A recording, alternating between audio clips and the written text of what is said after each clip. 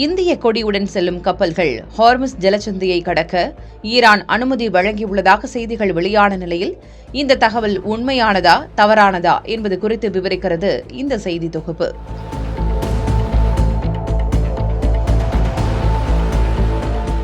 இந்தியாவின் கச்சா எண்ணெய் தேவையில் சுமார் 50 முதல் 60 விழுக்காடு வரை வளைகுடா நாடுகள்தான் வழங்கி வந்தன. ஆனால் யுக்ரைன் ரஷ்யா போர் காரணமாக இந்தியாவுக்கு சலுகை விலையில் கச்சா எண்ணெய் வழங்க ரஷ்யா முன்வந்ததால் வளைகுடா நாடுகளில் இருந்து கச்சா எண்ணெய் வாங்குவது குறைந்தது. எனினும் அமெரிக்க பொருளாதார தடை காரணமாக மீண்டும் இந்தியா வளைகுடா நாடுகளிலிருந்து அதிக அளவில் கச்சா எண்ணெய் இறக்குமதி செய்து வருகிறது. இதேபோல இந்தியாவின் எல்பிஜி சமையல் எரிவாயு இறக்குமதியில் 91 விழுக்காட்டுக்கு மேல் வளைகுடா நாடுகளிடமிருந்தே இறக்குமதி செய்யப்பட்டு வந்தது.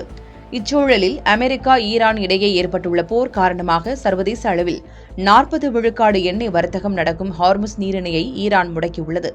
இதனால் இந்தியாவுக்கு வரும் கச்சா எண்ணெய், எல்பிஜி சமையல் எரிவாயு இறக்குமதி பெரிய அளவில் முடங்கியது.